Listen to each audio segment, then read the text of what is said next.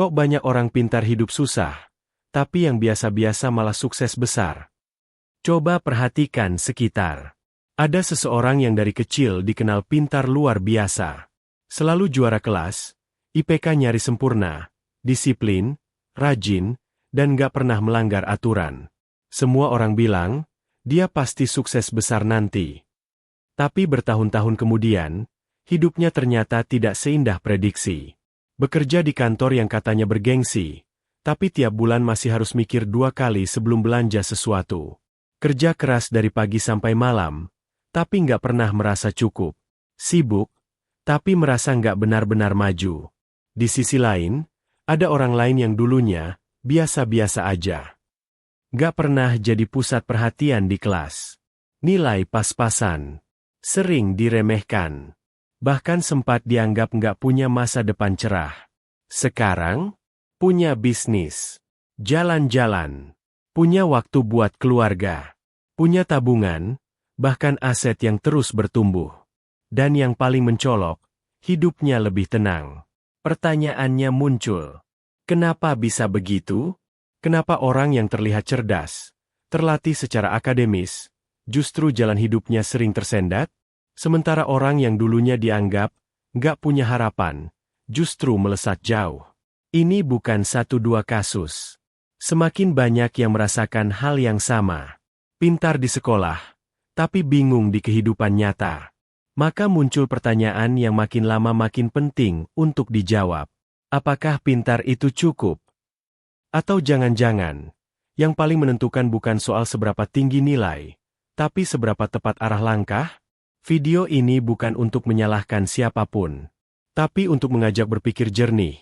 Kenapa begitu banyak orang cerdas yang hidupnya serba terbatas, dan apa yang bisa dipelajari dari mereka yang justru sukses meski awalnya tampak biasa. 2. Membedah pola pendidikan. Pintar sekolah tidak sama dengan siap hidup. Di banyak tempat, pintar masih diukur dari seberapa banyak seseorang bisa menghafal. Nilai tinggi, ranking, IPK sempurna. Semua itu sering dijadikan patokan utama.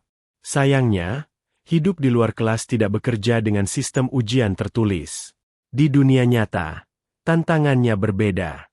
Bukan soal siapa yang paling hafal rumus, tapi siapa yang paling berani ambil langkah. Sistem pendidikan formal memang penting, tapi ada satu hal yang sering terlupakan. Sekolah mengajarkan banyak teori, tapi tidak banyak membentuk keberanian untuk menghadapi ketidakpastian.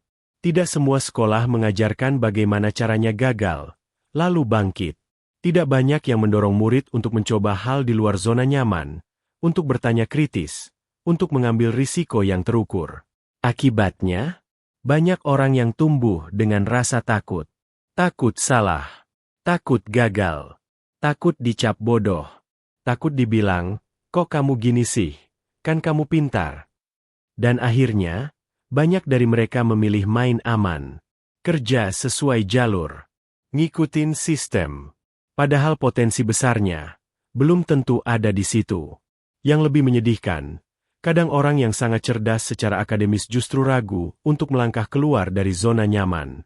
Terlalu banyak berpikir, terlalu takut mencoba, dan akhirnya kehilangan banyak peluang, hanya karena menunggu momen pasti aman. Di sisi lain, orang yang mungkin biasa-biasa aja secara nilai, justru lebih berani.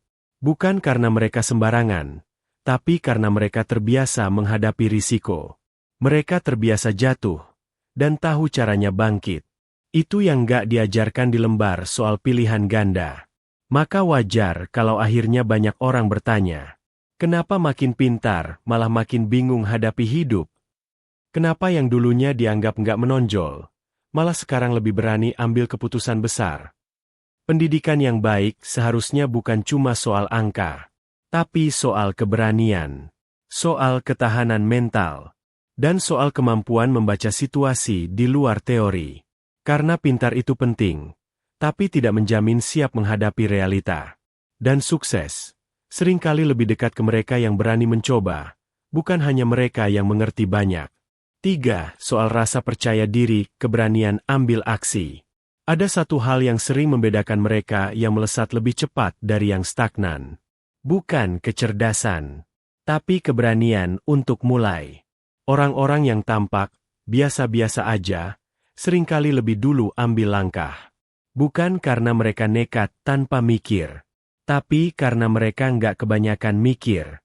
Mereka sadar, kalau terus-terusan nunggu semua pasti, justru nggak akan pernah mulai.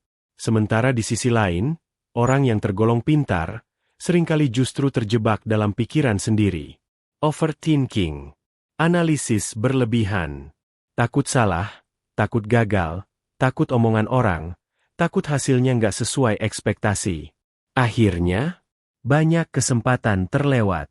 Banyak ide hanya berakhir di kepala, bukan di aksi.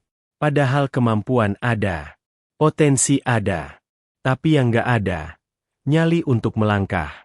Coba refleksikan sebentar. Lihat orang-orang yang dikenal di lingkungan sekitar.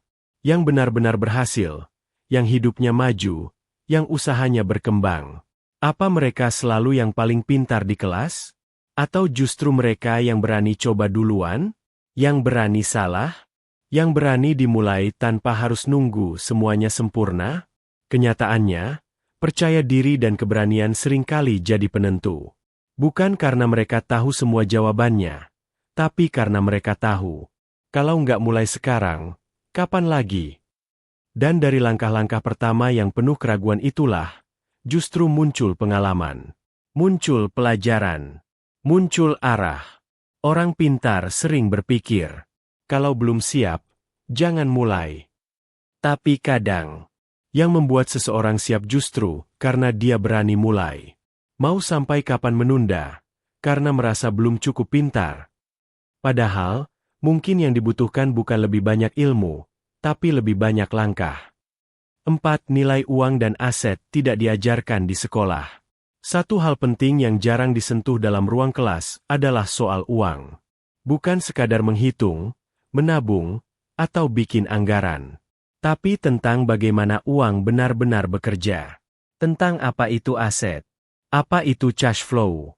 Dan yang paling krusial, bagaimana membangun sumber penghasilan yang tetap mengalir, bahkan saat seseorang berhenti bekerja. Sebagian besar sekolah justru mengarahkan pada pola pikir. Belajar yang rajin, dapat nilai bagus, lulus, cari kerja yang stabil. Itu dianggap sebagai puncak kesuksesan. Tapi, tidak banyak yang diajarkan tentang bagaimana menciptakan pekerjaan. Atau bagaimana uang bisa bekerja untuk pemiliknya, bukan sebaliknya. Akibatnya, banyak orang pintar berlomba-lomba mencari pekerjaan terbaik di perusahaan paling bonafit. Sibuk menyusun CV, memoles diri agar terlihat kompeten, dan berharap diterima oleh sistem yang sudah ada. Sementara itu, ada orang-orang yang dari luar terlihat biasa. Tapi mereka justru lebih cepat paham bahwa mencari peluang, membangun aset, dan berpikir jangka panjang bisa membawa mereka jauh lebih stabil secara finansial. Karena di kehidupan nyata, kaya itu bukan soal siapa paling pintar, tapi siapa yang paling mengerti cara kerja uang. Siapa yang tahu bagaimana membangun sesuatu yang bisa tumbuh. Dan siapa yang paham bahwa gaji besar bukan berarti aman, kalau tidak disertai strategi keuangan yang benar. Sayangnya, pemahaman ini sering datang terlambat. Bukan dari sekolah, tapi dari pengalaman, dari buku, dari obrolan dengan orang yang sudah pernah jatuh bangun secara finansial. Maka wajar kalau akhirnya muncul pertanyaan, kenapa orang yang secara akademis hebat, justru bisa tersandung dalam urusan uang?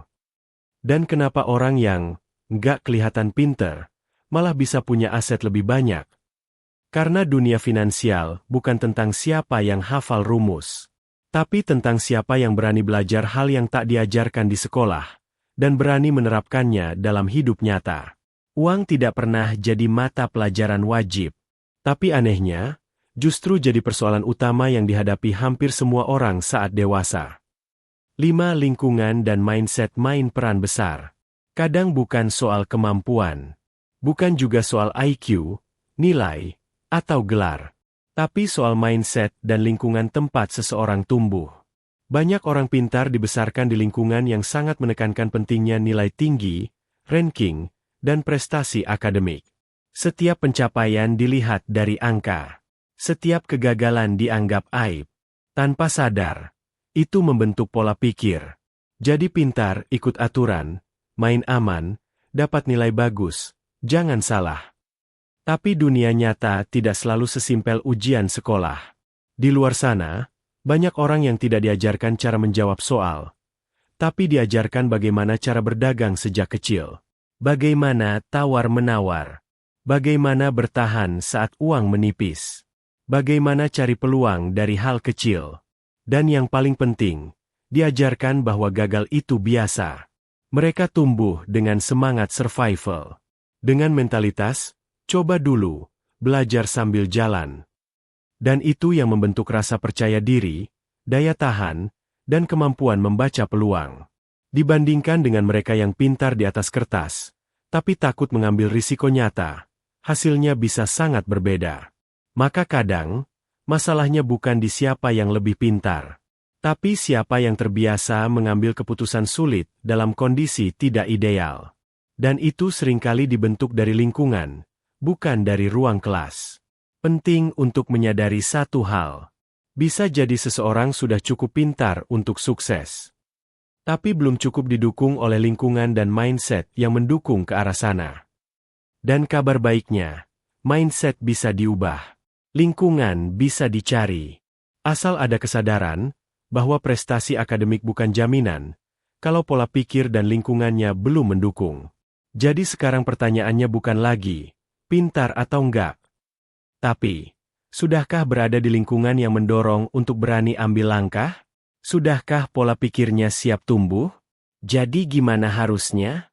Setelah semua yang dibahas, satu hal mulai terlihat jelas. Pintar saja nggak cukup. Tapi nekat tanpa arah juga bukan solusi. Dunia saat ini menuntut lebih dari sekadar teori.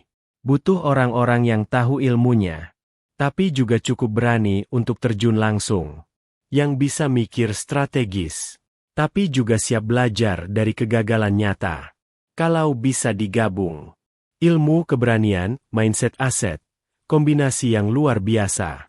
Gak cukup cuma paham rumus, paham konsep. Kalau nggak dibarengi tindakan, semua itu bisa mandek di kepala. Dan sebaliknya, keberanian tanpa bekal ilmu juga bisa bikin tersesat.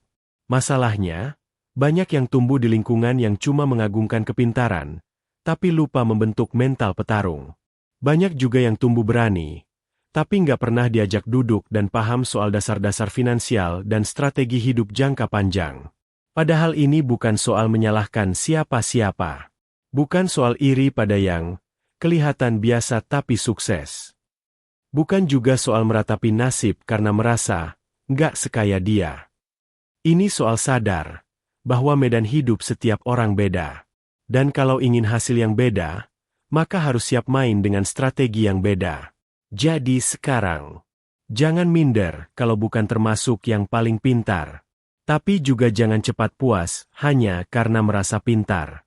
Karena yang dicari dunia saat ini bukan cuma orang yang tahu, tapi orang yang berani jalan. Teori bisa dipelajari, keberanian bisa dilatih, aset bisa dibangun. Tapi langkah pertama, tetap harus dimulai dari diri sendiri. Mau terus jadi penonton dari jauh? Atau mulai berani main di lapangan, meskipun belum tahu semua jawabannya?